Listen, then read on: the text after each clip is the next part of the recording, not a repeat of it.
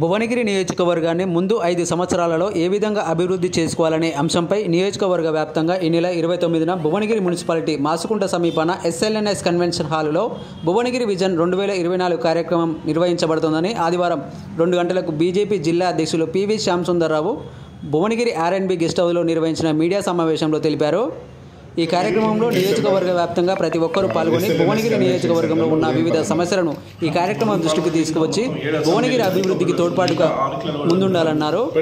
ఎన్నో ఏళ్లుగా ఉన్న మూసీ ప్రక్షాళన ఒక్క రాష్ట్ర ప్రభుత్వంతోనే సాధ్యం కాదు, కేంద్ర ప్రభుత్వ సహకారంతో సాధ్యమవుతుందన్నారు. వ్యవసాయానికి ప్రస్తుతం ఉపయోగపడుతున్న పంట కాలువలలో గోదావరి జలాలను అనుసంధానం చేస్తే భవిష్యత్తులో వ్యవసాయ అభివృద్ధికి అన్ని విధాల తోడ్పాటు అవుతుందన్నారు. ఈ కార్యక్రమంలో బీజేపీ భువనగిరి పట్టణ అధ్యక్షులు పాదరాజు ఉమాశంకర్రావు, బీజేపీ నాయకులు తదితరులు పాల్గొన్నారు. నమస్కారం. మరి పార్లమెంట్ ఎన్నికలకు భారతీయ జనతా పార్టీ పూర్తి స్థాయిలో సన్నద్ధమవుతూ ముందుకెళ్తుంది.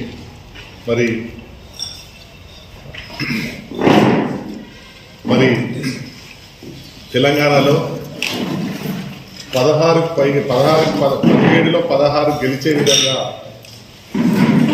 రాష్ట్ర పార్టీ అటు సెంట్రల్ పార్టీ కార్యాచరణ సిద్ధం చేసుకుని ముందుకెళ్తున్నాయి.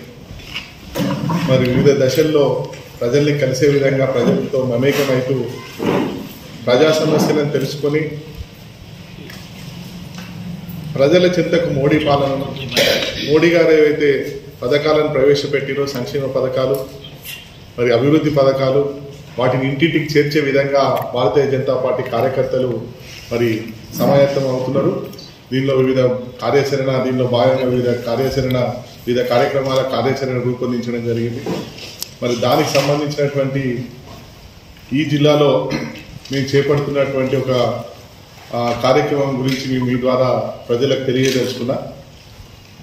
విజన్ భువనగిరి 2024 అంటే ఈ ప్రాంతంలో ఉన్నటువంటి సమస్యలు ఏవైతే ఉన్నాయో వాటిని కేంద్ర ప్రభుత్వ సహకారంతో మోడీ గారి నాయకత్వంలో మరి ఏ విధంగా పరిష్కరించుకోవాలి, ఎలాంటి సమస్యలను ఎన్నుకోవాలనేది ప్రజలతో మమేకమై ఇక్కడ ఉన్నటువంటి ప్రతి ఒక్కరితోటి చర్చించి వారిచ్చిన సూచనలు సలహాలు తీసుకొని ఈ ప్రాంతానికి సంబంధించినటువంటి విజన్ రూపొందించాలని ఒక వినూత్న కార్యక్రమాన్ని మేము చేపట్టడం జరిగింది. దీనికి సంబంధించినటువంటిది ఈ నెల 29 మరి డిసెంబర్ 29 రోజున ఉదయం 10:30కు ఎస్ఎల్ఎన్ఎస్ కన్వెన్షన్ సెంటర్లో మరి దాన్ని ప్రారంభించడం జరుగుతుంది. ఆ కార్యక్రమాన్ని 10:30 నుంచి 1 గంట వరకు ఆ కార్యక్రమం ఉంటుంది. ప్రజలందరినీ అక్కడికి ఆహ్వానిస్తున్నాం.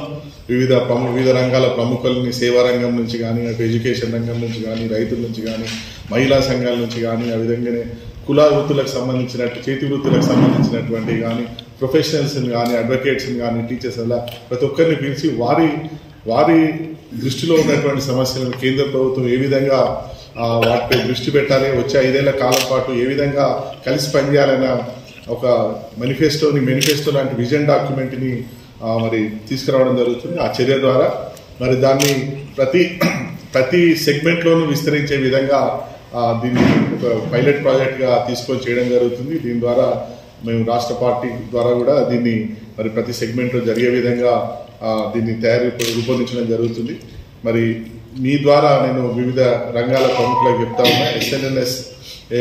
ఎస్ఎల్ఎన్ఎస్ కన్వెన్షన్ సెంటర్ ఉందో డిసెంబర్ 29 రోజు ఉదయం 10:30కు వచ్చి మీ అభిప్రాయాలను, ఇక్కడ ఉన్న ప్రాంత సమస్యలపై ఏ విధంగా ఈ ప్రాంతాన్ని మనం అభివృద్ధి చేసుకోవాలనో మరి మీ సూచనలు ఇచ్చినట్టయితే దాన్ని తీసుకొని ముందుకెళ్తామని తెలియజేస్తా ఉన్నా. మరి ముఖ్యంగా మేము గమనించినటువంటి సమస్యలు ఈ కార్యక్రమం భువనగిరి అసెంబ్లీ సెగ్మెంట్కి సంబంధించినటువంటి కార్యక్రమాన్ని చేపడుతున్నాం. తర్వాత మిగతా సెగ్మెంట్లన్నింటినీ కూడా మరి కార్యాచరణ చేయడం జరుగుతుంది. మరి ఈ సెగ్మెంట్లో ఉన్నటువంటి ప్రధాన సమస్యలు మేము గుర్తించినవి, మూసీ నది ఏదైతే పొల్యూషన్ ఉందో దానికి సరి అయిన పరిష్కారాన్ని కనుగొనాల్సిన అవసరం ఉంది. మరి ప్రక్షాళన చేస్తామని ఎప్పటి నుంచో చెప్తున్న గత ప్రభుత్వాలు చెప్పినాయి. కేసీఆర్ గారు ఇక్కడ కొబ్బరి నీళ్ళు చేస్తా అని చెప్పినటువంటి పరిస్థితి చూసినాం. అంతకుముందు ఉన్నటువంటి కాంగ్రెస్ ప్రభుత్వాలు కూడా దీనిపై చిత్తశుద్ధి లేకుండా ప్రక్షాళన చేపట్టినటువంటి పరిస్థితి చూసినాం. దీనికి కేవలం హైదరాబాద్లో ఏదైతే శానిటరీ సంబంధించినటువంటి సివరేజ్ ప్రక్షాళన సివరేజ్ క్లీనింగ్ ద్వారానే ఇది సాధ్యమవుతుంది అనుకుంటే అది కుదరని పరిస్థితి. ఎందుకంటే ఫార్మా కంపెనీల ఎఫ్లియెంట్స్ ఉన్నాయి, వాటిలో ఆధునీకరణ చేయాల్సిన అవసరం ఉంది. ఇప్పుడు 50 ఏళ్లతో కింద పెట్టినటువంటి ఫార్మా ప్లాంట్ల నుంచి వస్తున్నటువంటి వ్యర్థాలు ఏవైతే ఉన్నాయో వాటిని అంత ఈజీగా చేయనటువంటి పరిస్థితి. దీంతో ఖచ్చితంగా కేంద్ర ప్రభుత్వం సహకారంతో ఇది సాధ్యమవుతుంది. కానీ రాష్ట్ర ప్రభుత్వాలకు చిత్తశుద్ధి లేకపోవడం వల్ల ఇది లోపించింది. దీనిపై ఇది ప్రధాన సమస్య గుర్తిస్తున్నాం.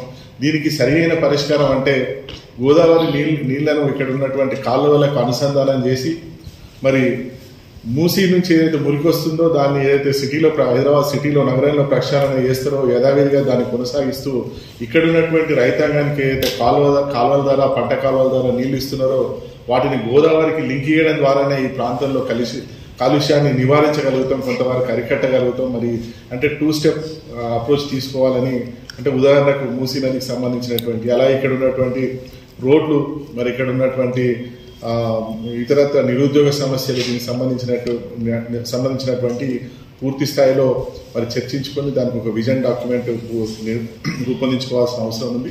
దీనికి సంబంధించి మరి 29 నాడు పెద్ద ఎత్తున అందరూ ఈ కార్యక్రమానికి రావాలని మీ ద్వారా విజ్ఞప్తి చేస్తా ఉన్నాను.